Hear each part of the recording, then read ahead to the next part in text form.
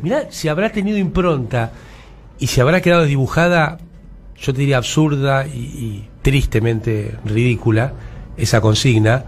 ¿Cuál? Vamos a volver mejores. Claro, que ayer exacto. Tuviste dos menciones. Un senador de la Nación importante, con mucho tiempo de senador, te digo, profundo, muy entretenido además y humanamente muy linda persona, pero también Daddy Brieva se refirió a esto, ¿no? Con una expresión fuerte también. Entonces, me parece que ha quedado muy a cielo abierto ese vamos a volver mejores. La palabra mejores en realidad era una crítica. Exactamente. O sea, vamos a decirlo claramente. Y es parte de es con todos menos con vos. A ver, me voy a poner, por eso, como se decía inicialmente, el Frente de Todos es tan amplio que incluso tiene kirchneristas adentro. Y viste que se muchas decía veces, irónicamente y ahora ya no es irónicamente. muchas veces cuando uno decía, che, mirá, por ahí sería bueno aumentar las retenciones, es con todos. Que era como si te con vos no. Claro. Bien. Vamos a escuchar ahora a Alberto Fernández. El presidente. La interpretación que yo hago es: estaba en el fragor de la batalla. Yo nunca di un discurso en público, pero a veces me pasa cuando hago un programa de radio. En la televisión también me pudo haber pasado en algún momento. Vos estás en el fragor de la batalla, estás en vivo. El vivo no se puede editar. Me imagino cuando estás arriba de un escenario dando un discurso tampoco. Y dice: espero que esta semana podamos empezar a poner orden al tema de la deuda tremenda que heredamos con el Fondo Monetario. Prometo que el día viernes va a empezar otra guerra, la guerra contra la inflación en Argentina. Vamos a terminar con los especuladores y vamos a poner las cosas en orden. Bueno, y eso generó un impacto muy grande en la opinión pública, fundamentalmente... caramba, la pantalla de... Bueno, fundamentalmente porque el presidente asumió con un país que tenía un índice de inflación de 53 puntos. Claro. O sea, y un proceso de 4 años que Macri había disparado. Bien. Por eso resulta llamativo, Artemio, ¿no? Un poco... ¿El combate a la inflación? No, la palabra del presidente. ¿No? No. A mí no me resulta llamativo porque efectivamente tiene un problema severo en términos de ingreso y la inflación es un componente central. Quizá el énfasis haya que haberlo puesto un poco antes y observar claramente que estábamos deteriorando de manera sistemática el ingreso familiar. Tenemos al 60% de la población argentina, según el último dato editado, con valores de ingresos familiares por abajo de la canasta de pobreza, que es de... según el INDEC en la última medición, 85.000 pesos para 4 personas. Es obvio que eso no se podía resistir. Las causas de la inflación, está Amado que nos lo puede explicar mucho mejor. Ahora, tendría que efectivamente tener una solución distinta a la que históricamente planteó el neoliberalismo, que es simplemente el libre juego de oferta y demanda. Creo que lo va a anunciar el presidente en eso. Creo que tiene claro que siguiendo las recetas tradicionales no vamos a poder resolver. Además tiene antecedentes, yo lo dije ya en el conversatorio, tiene antecedentes de controles de precios, llámenlo como quieran, en Juan Perón, en Néstor Kirchner, muy exitosos en una coyuntura dado, con Cristina, donde efectivamente producen efectos de baja sustanciales. Con este nivel de inflación no se puede continuar, y sobre todo alimentos, que la proyección, vos sabés, Daniel, está por arriba del 60% anualizada. Eso es imposible de seguir, es una escalera mecánica que funciona al revés, subís y está siempre en el mismo lugar. Nunca podemos recortar la catástrofe en términos de ingresos familiares e ingresos fijos que produjo el macrismo. Es un problema severo. Guarda, Daniel, con este tema, dos cosas. Primero, el presidente hace público que lo verbaliza, que es el problema hoy. Yo creo que ahí hay otra cuestión de pésima estrategia de Guzmán, porque el presidente dice vamos ahora con la guerra con la inflación, porque se imaginaban una estrategia secuencial, resolver lo del fondo y después resolver la inflación. Esa es una estrategia, evidentemente, del Ministerio de Economía, ridícula, absurda, ineficaz, dañina para la Argentina. Pero bueno, estamos hoy, y a partir de hoy el presidente nos va a dar un montón de claves de cómo va esta situación, que me parece que queda por fuera de la palabra moderación, que ha estado tan en el tapete esta semana. Sí. Este asunto de la guerra contra la inflación no suena muy moderado, cosa que está bueno, no es que está malo. No hay que decirle que se moderen a los que forman precios en Argentina. Claro. Sería bueno que ellos escuchen. Se moderen. Pero ojo, la guerra contra la inflación en términos abstractos no existe. Ojo, es la guerra contra los formadores de precios. Acá vas a tener que elegir con quién te peleás, porque si pretendés resolverlo en abstracto, es como subirte a un ring donde no hay nadie. Y si te subís a un ring donde no hay nadie, por ahí te terminás pegando una piña vos solo. Entonces, la guerra contra la inflación es la guerra contra los formadores de precios. El diagnóstico está claro, más o menos. Un poco hablamos más. Yo quería decir una cosa más, ya que estamos en modo ping-pong. Lo que vos quieras. Guarda con los espejitos de colores. ¿Qué quiero decir? Hace unos días leímos que un economista importante de la Argentina planteaba que había que cerrar. Martín Ratado. Planteaba que había que cerrar las provincias, más allá de regionalizar. 6 regiones planteaba. Sí. Bueno, esto es el paso previo a la independencia, muchachos. Ya lo planteó Cavallo primero. No, claro. Pará, es mucho peor. Ojalá fuera eso. Es el paso previo al secesionismo. Es no reconocer la historia argentina. Al secesionismo. Por eso, es el paso previo al secesionismo. Hacen una región Patagonia y dentro de 20, 30, 40 años la Patagonia dice me quiere independizar de la Argentina. Bueno, si me apurás, eso empezó con la reforma del 94. Cuando se hace toda la redistribución de los recursos naturales en la Argentina y pones al eslabón más débil de la política a pelear con el eslabón más fuerte de las corporaciones. Pero es un tema en sí mismo. Yo digo, ojo con que en una situación muy difícil que se va a ir agravando, alguien venga con un cuento similar a la convertibilidad. Alguien venga con un cuento similar a la dolarización. Porque eso sería ya algo muy, muy difícil de desarmar. Ya sabemos lo que significó la convertibilidad argentina, ya sabemos que inicialmente es como un placebo que le da efectos, a sectores de la sociedad, a sectores, porque a los sectores que son visibilizados, a los que no son visibilizados no, y en un país con 40% o más de pobreza, y con lo que decía Artemio, la profundidad de esta pobreza, es decir, cuán pobres son los pobres. Necesitan un salario mínimo, transferirse a la familia pobre para superar la línea de pobreza. Es una brecha descomunal del 40%. Un modelo de convertibilidad, dolarización, aunque sea en alguna versión edulcorada, te estratifica esa situación por décadas. Sí. Y esto ya no tiene que ver con decisiones futuras, sino con a qué tasa hay que crecer durante cuántos años para cambiar esa situación en una dolarización. Y un pequeño detalle, ¿no? Que el acuerdo con el fondo deja taxativamente un límite para el crecimiento de la economía, ¿o no, Amado? Bueno, ahí tenés una de las contradicciones típicas. Vos te dicen al mismo tiempo pagar para crecer para pagar, y te dicen pero no crezcas tanto.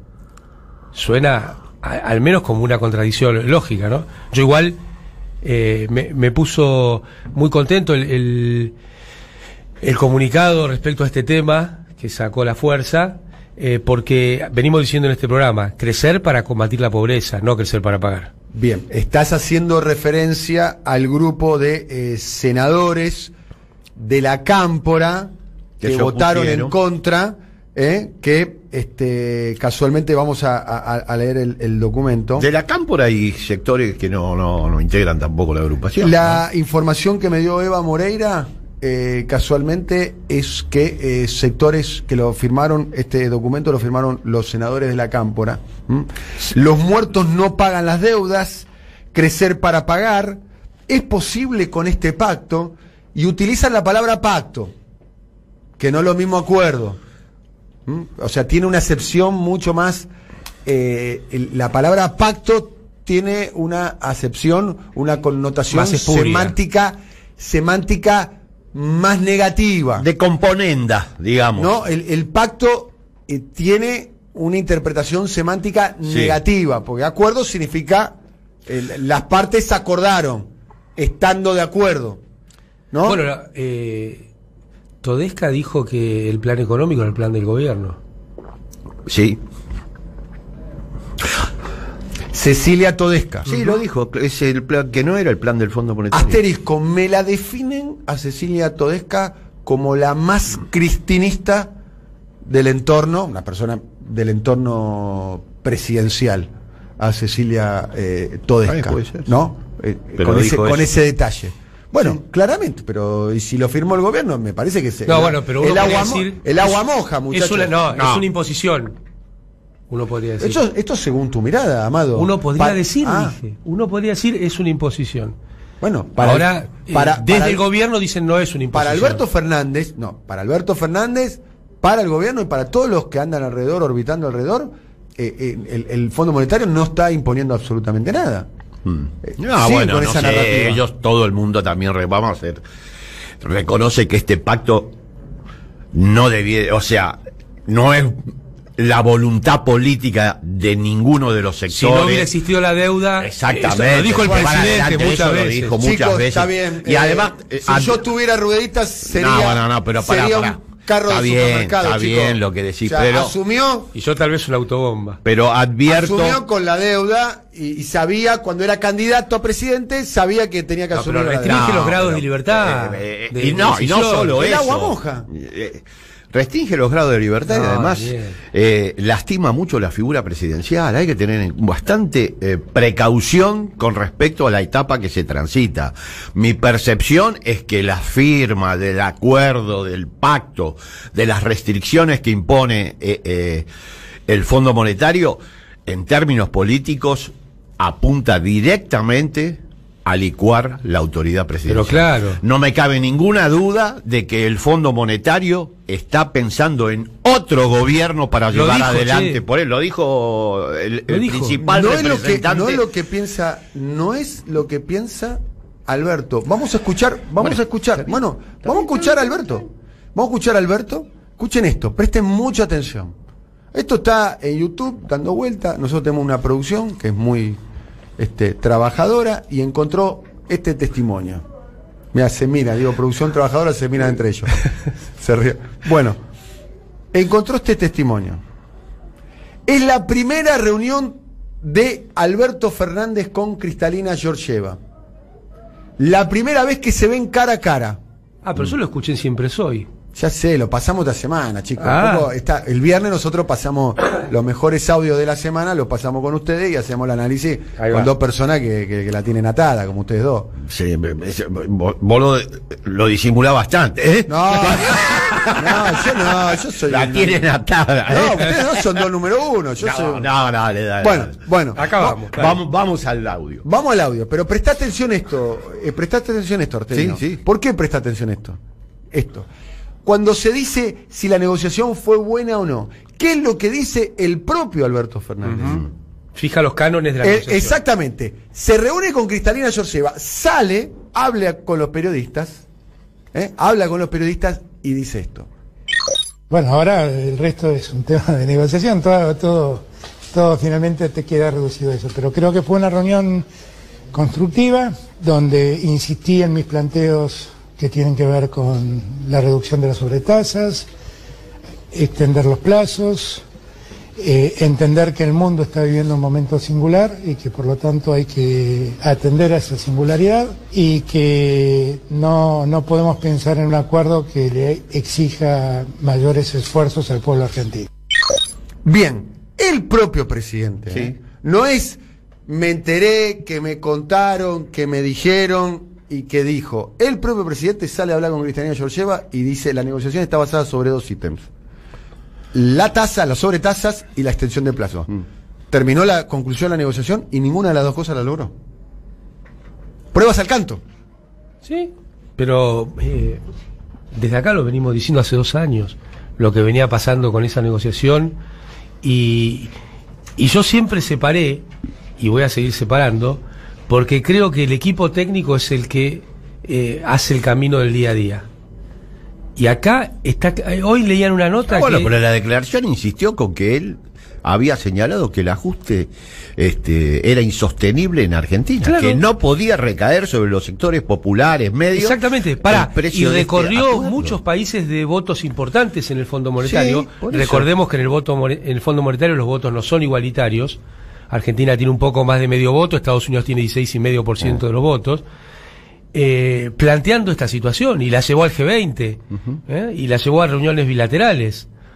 La pregunta es si el ministro de Economía hace rato, y hay dudas de que haya pedido esas cosas en la negociación, iba por este camino, porque se tomó 2 años gastando todas las reservas que se podían haber acumulado por el superávit comercial que tuvo 2 años seguidos Argentina. Sí, bueno, vos lo señalaste desde el minuto 1 de que por este camino efectivamente no íbamos bien, pero yo rescato la figura del presidente. Exactamente. No porque se me ocurre, porque él planteó una y otra vez que efectivamente no había condiciones para que exigieran restricciones. Lo planteó en los medios en Argentina, totalmente, pero también en el G20 también lo planteó. Entonces, por eso ahora este acuerdo, además de la situación económica y social que este pacto que empieza a generar, como bien dice Artemio, va contra la figura presidencial. Totalmente. La presencia en la Argentina de un esquema de control cada 90 días va contra la figura presidencial. La permanencia en la Argentina de, entre comillas, técnicos del fondo todos los días va contra la figura presidencial. Pero Amado lo dijo, pará, déjame que te hago un... Lo dijo Levi Yeyati, que es un economista del PRO, decís vos, radical, no sé, no, fue funcionario del PRO, sí. Del gobierno de Macri. Era como el ideólogo, el que hacía los discursos, no sé. Que el mismo Goldfan le dijo, este gobierno no es el gobierno que nosotros esperamos. Queremos un gobierno que sea capaz de llevar las reformas estructurales que el fondo tiene pensado para Argentina para que crezca, bla, bla, bla. O sea que efectivamente la figura del presidente Fernández es para ellos un obstáculo, y este gobierno, si pudieran, obviamente lo cambian a través de mecanismos, bueno, esperemos que por lo menos sean institucionales. Yo no descarto nada, porque cada 3 meses el nivel de coerción del Fondo Monetario es enorme, y en términos es políticos, creciente, porque te acercás a la fecha de la elección. Yo me hago esta pregunta. Si el Fondo Monetario, sus accionistas, fueron capaces de darle a sola firma, sin garantía y rompiendo el estatuto, 44.000 millones de dólares a Macri para que vaya una elección fortalecido, sí. ¿Alguien cree que no serán capaces de negarle 2.000 millones de dólares a un gobierno nacional y popular para que llegue una elección debilitado? Y esta opción vos te haces esa pregunta. Y esta opción la van a tener cada 90 días. Es pertinente. Cada 90 días. Y vos pensás, si vos te haces esa pregunta. Por eso había otro sector en el gobierno, con contactos importantes en este tipo de negociaciones, que pretendía 4 años de gracia, no discutir los 10 años, sino tener un acuerdo completo por 10 años con 4 años de gracia. Eso era otro cantar político. Era mucho más inteligente de lo político. ¿Cuál era mucho más inteligente de lo político, porque además de la cuestión socioeconómica, que es vital, te daba más oxígeno, preserva la figura presidencial. Cuando Néstor asumió y la clase política no podía caminar por la calle, ¿cuál fue la conquista fundamental, central, reconocida por todos a Néstor Carlos Kirchner? La inicial. Reconstituyó la autoridad presidencial, demolida por la crisis de salida de la convertibilidad y los planes del fondo. Bueno, ojo, hay que estar sosteniendo claramente la figura de... Yo, totalmente, por lo menos no tengo dudas. Cada 90 días hay que estar, creo, en la calle sosteniendo la figura del presidente, y todos los días en el discurso público. Alberto Fernández dice que no hay ajuste. Vamos a escucharlo. Con este acuerdo no hay ajuste. Ajuste deberíamos haber hecho si hubiéramos caído en default, porque ahí sí no teníamos ninguna salida y ninguna escapatoria. Entonces hoy, que espero y confío que el Senado nos acompañe con su voto y que podamos dar un paso más, que mañana vamos a tener un horizonte más despejado en esta materia. Sabremos que hay un problema. ¿Coinciden con este diagnóstico del presidente? No. El ajuste, cuando analizás los datos, se produjo. Es uno de durante el año 2021, una de las responsabilidades fundamentales de que se quebrara el Frente de Todos, porque Están hablando de si se quiebra el frente. El frente se quebró. Perdió 4.1 millón de votos con respecto a los que lo acompañaban en 2019. A menos que hablemos de quiebre solo se quebró abajo, arriba no, todavía no. Bueno, pero el quiebre de abajo es tanto o más fundamental que el quiebre en Palacio. A menos que consideremos que lo único que efectivamente hay que ver es cómo se alinean los dirigentes. Yo eso no lo creo. Creo que la primera señal está abajo. Pero bueno, más allá de eso, volviendo a la pregunta que sí, hubo ajuste durante 2021 y la responsabilidad de la ejecución del gasto público en el año electoral. Presidente dice que exactamente. El presidente dice que este acuerdo con el fondo evitó el ajuste. No, pero ya hubo un ajuste primero. Hubo. Que fue la caída del gasto público en el antes año electoral. Acuerdo. A tasa creciente cuando te acercabas a la elección. Estoy haciendo con el dedo, Daniel me mira que es radio. Iba cayendo a tasa creciente la ejecución del gasto público en el año electoral. Lo señaló Cristina, además. Pero de manera taxativa. Y hay muchas formas de ver el ajuste. El salario real es otra manera de ver el ajuste. A ver, lo señaló Cristina y lo negó Martín Guzmán. Y ahora, pongamos de vuelta el audio. Salió a refutarla, Martín Pongamos de vuelta el audio. Sí, sí, nosotros salimos a refutarlo. Exactamente. Acá. El audio de Alberto Fernández ayer. Con este acuerdo no hay ajuste. Ajuste deberíamos haber Ahí hecho. está. Con este acuerdo no hay ajuste. O sea, está negando, primero negó el ajuste, porque no es que Alberto Fernández dice, mirá, la verdad que estamos en una situación complicada. Además, hay un sector del gobierno que taxativamente niega que esta sea una política de ajuste. Pero ayer tuviste un episodio en el tema del gas. Bien.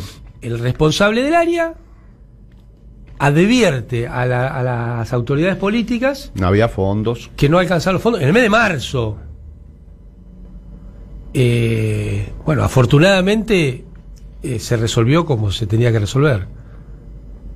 Pero el 20%, el ministro de Economía le asignó el 20% de lo necesario al área. 20%. Hay un mensaje en eso. Ajuste. Por eso, un mensaje. Hay un mensaje, suba la tarifa. Te paso el 20%, el resto tenés que... Lo que subyace a esa decisión política, porque estamos hablando de toda gente que es estudiosa, idónea, eso, con capacidad. No sé, bueno, Amado, no sé, son todos técnicos, estudiosos. Bueno, saben, por ejemplo, cuál es el sentido de la acción de sus Horacio actos. González decía, yo estudié en una sola materia, la nombraba, no sé qué después, era solapero, mirá lo que fue, el más grande sociólogo. Eso de estudioso, yo querría ver. Bien. A propósito, ¿leyeron el documento que firmaron los diferentes intelectuales, artistas, muchos funcionarios? De hecho, el principal promotor del documento fue un asesor del presidente, Alejandro Grimson, quien fuera en algún momento, dicho sea paso, columnista de nuestro... Hiciste un muy buen reportaje. El lunes conversamos con él. Vamos a escuchar a Alejandro Grimson, creo que hablando con Gustavo Silvestre. ¿Leyeron el documento? Sí. Conversando con nosotros. ¿Leyeron el documento? Bueno, vamos a analizar un poquito el documento. Hoy vamos a tener aquí en nuestro programa a Jorge Alemán. Queremos decir que a Jorge Alemán lo habíamos pactado para que venga a conversar con nosotros hace como 2 meses que le cursamos la invitación. Nada que ver con esto. Le cursamos la invitación hace 2 meses. De hecho, estaba en España cuando nos dijo sí, no tengo ningún problema. Cuando nos enteramos que estaba aquí en Buenos Aires, le decimos, che, ¿podés venir el viernes? Y lo habíamos pactado antes de todo esto, hace como... Le renovamos la invitación, porque es fundamental la opinión de él para poder tener en cuenta. Desistió de venir, no voy a hacer público el audio que me envió, desistió de venir diciendo que en este clima de conversación pública que se está dando, él prefiere... acá no se iba a dar de ninguna manera. No, acá, nosotros tenemos una posición, o ustedes, mejor dicho, tienen una posición bastante clara. Él, todas las veces que vino acá, hemos, entre comillas, confrontado con mi... Pero él es un intelectual contemporáneo y yo soy Tapita García, hago lo que puedo. No, es la verdad, al lado de Jorge Alemán. Daniel, no, pero la idea termina con ese recurso que usa se ve que le ha ido bien. Al lado, lo que yo siento, Artemio, pero no es verdad. Bueno, dale. Tenés todo tu derecho a decirlo, yo tengo todo mi derecho a decirlo, no hay problema. Además, un elogio a ustedes. Yo me voy a poner... ¿Qué querés que te diga? ¿Que me siento más que vos? ¿Que me siento más que Amado? ¿Que fue vicepresidente de Argentina? Pero no importa, dale. Me voy a poner... O sea, yo era cronista en CQC y me siento más que Amado. ¿Qué tiene que ver eso? Y bueno, más y menos soy tan bueno como ustedes. Más y menos son categorías. Porque efectivamente hay diferencias. Entonces, como existen diferencias, Creo que no tenés que pedirle a la gente que resuelva el problema X, salud, educación, medio ambiente, transporte o el que vos quieras. Elegí el problema que vos quieras. ¿Por qué lo tienen que resolver justo? No, que lo resuelva el sector X, Y o Z del frente. Y bueno, si el balance es negativo, y se cambia. Pero yo creo que eso es central para poder mejorar los procesos de gestión, y de la misma manera, en ese sentido, tiene que estar claro lo que decía Cristina. La última carta, la del año pasado, cuando Cristina plantea una serie de cosas, una de las cosas que plantea es que siempre están diciendo que ella es la que decide, etcétera, y ella deja muy claro que tanto por la Constitución como por la realidad, la lapicera la tiene el presidente de la Nación. Claramente. Bueno, esta es la postura que tuvo Alejandro Grimson. ¿Qué les quedó del documento, Artemio? No, para mí es una apelación a una visión distinta de la que surge de los sectores kirchneristas más consolidados. O sea, es una disputa, es una modalidad, obviamente respetuosa, me parece, con nivel, de disputar el sentido, la orientación del gobierno nacional, replegándose en sectores que no necesariamente tienen una mirada que coincide con el kirchnerismo. Si usted no me gusta decir duro porque me parece que eso es demeritante. El kirchnerismo que demostró gestión durante 12 años y gestión por la cual ganó el Frente de Todos en 2019, o no nos vamos a creer que fue porque la unidad inventaron una fórmula. Eso fue porque la gente dijo, mirá cómo estamos viviendo y mirá cómo vivíamos. Pero digo, más allá de eso, creo que es un documento que se diferencia de la visión kirchnerista histórica, y bueno, me parece bien. Sabemos que es una coalición y que conviven sectores muy diversos. El texto se llama La unidad del campo popular en tiempos difíciles, y plantea, entre otras preguntas, cuál es la mejor estrategia para enfrentar en la etapa actual a las fuerzas de derecha, a la ultraderecha y el neoliberalismo, que se muestran activas y con una capacidad de interpelación social. Agrego una cosa más y termino con mi intervención. Ayer Darío Capelli publicó en la letra ñ una excelente nota sobre la reflexión que le merecía este documento. Tomo la parte final de su nota y dice, en esta etapa lo que hay que hacer es profundizar el proyecto. En las etapas de avance de la derecha, de avance del fascismo, entre comillas, pues yo creo que Milei o esos sectores de fascistas, lo que hay que hacer es apretar el acelerador y efectivamente ir por más transformación. Es un poco lo que dijo Néstor en la crisis, porque era una hipercrisis, y dijo, ¿cómo salimos de estas profundidades? Y en el 2009, ¿no? En el 2009. Ante la derrota del 2009 dijo, vamos para adelante. Bueno, es 2008, un poco lo que arranca. Capelli transmite con respecto a la situación de hoy. Arranca antes de la elección, cuando sale del conflicto que generó Martín Lustó con la 125, se empieza a producir cambios en el gobierno, y incluso la recuperación del sistema jubilatorio es antes de la elección del 2009. Pero a mí me parece que me interesa la semántica de la nota. Primero, me interesa discutir cómo fue tu nota con Grimson, en esos términos, de esa manera. No me gusta que esto sea un árbol de Navidad donde las bolitas son agravios. Claro. Eso no me parece que no suma. Creo que hay muchas compañeras y compañeros recontra valiosos, muchos recontra queridos, que han firmado ese, no sé cómo se llama, opúsculo, no sé. Documento. Ese documento, ahí está, ese documento. Así que me parece justamente lo que falta en estos tiempos es síntesis. El es con todos para callar a un sector está demostrando que falta síntesis. Y me parece que de la discusión de documentos como este podría surgir la síntesis. La palabra moderación, la semántica de la palabra moderación. ¿Qué quiere decir moderación?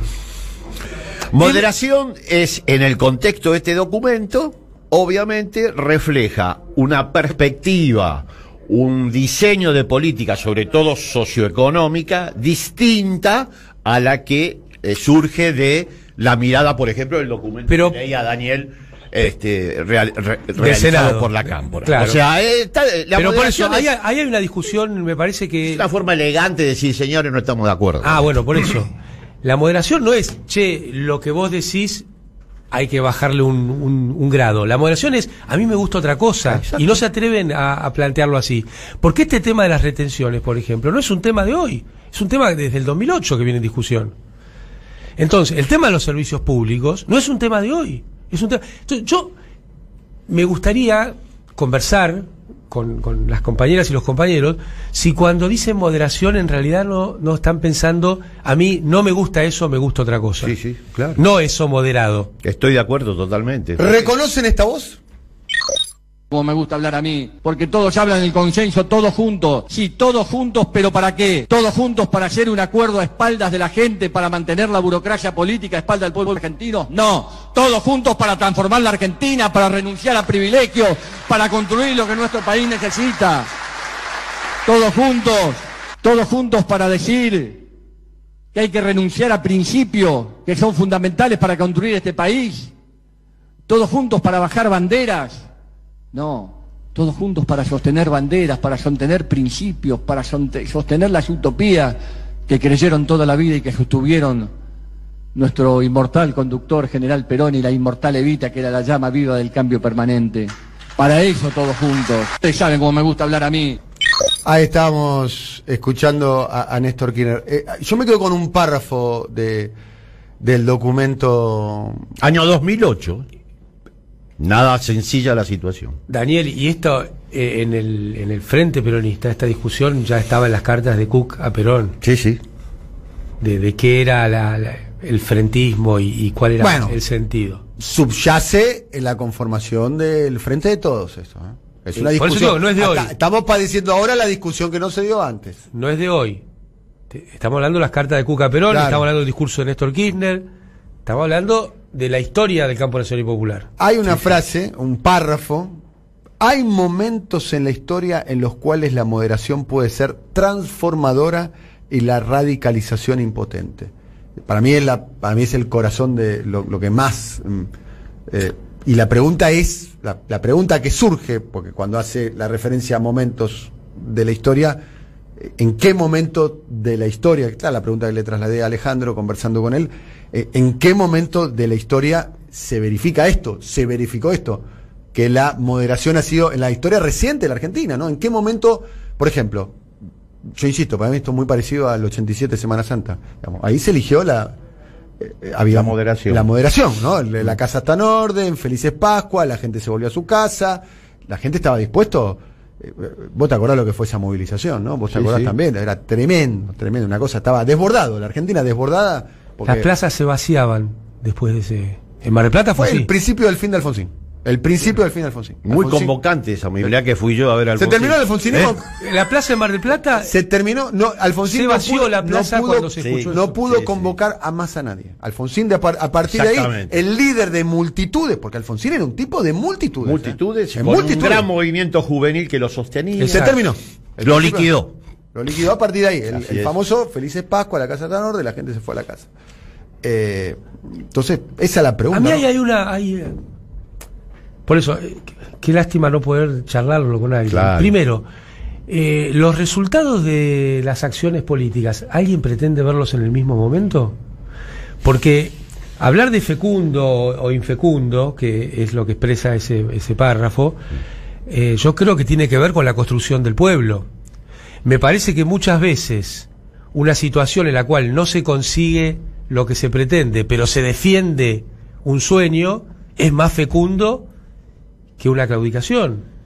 Pero totalmente. Además ¿cierto? hay que definir. Pensemos en la propia, en el propio 2008. O claro. sea, bueno, ¿viste? ¿Qué Cada es uno radicalización? tiene su perspectiva. Por eso es cierto que esto es lindo discutirlo. Claro. Y a intercambiar, porque Y evidentemente... discutirlo con la serenidad del alma y con la serenidad de saber que estás discutiendo con compañeras y compañeros. Totalmente. Pero ahí tenés un hecho. ¿Cómo alguien puede decir que fueron infecundos los años de resistencia o que fueron infecundas las luchas en las cuales aún no se obtuvieron aparentes triunfos instantáneos? Así es. ¿Cuál es el plazo para medir eso?